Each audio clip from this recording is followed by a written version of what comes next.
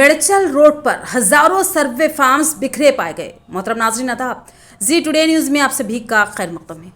تلنگانہ حکومت کی جانب سے ریاست بھر میں کیے جا رہے ذات پات کے سروے میں آج عہدیداروں کی ناکامیاں اس وقت منظر عام پر آ گئی جبکہ ہزاروں سروے فارمز نیشنل ہائی وے 44 میڑچل پر بکھرے ہوئے پائے گئے۔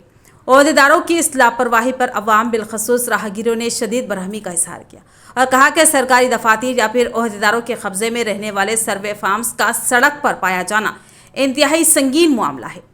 عہدیدار جنہیں سرکاری اسکیمات کو روبے عمل لانا اور غریب عوام کو فائدہ پہنچانا ہوتا ہے، ان کی اس لاپرواہی پر غریب کا ہی نقصان ہوگا۔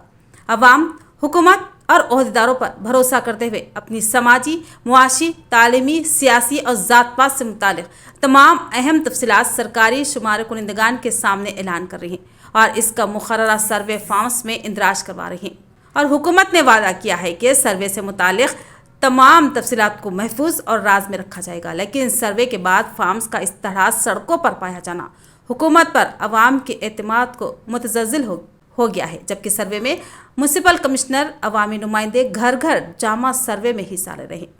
بتایا گیا ہے کہ میڑچل روڈ پر تقریباً یہ سروے فارمز آدھے کلومیٹر تک بکھرے ہوئے پائے گئے، جو میڑچل نظام آباد روڈ پر واقع ایکولا چوراہے پر پائے گئے۔ اطلاع ملنے پر municipal commissioner Medchal Nagi ready نے متعلقہ اسٹاف کے ساتھ مقام واقعہ پہنچ کر سروے فارمز کو حاصل کر لیا۔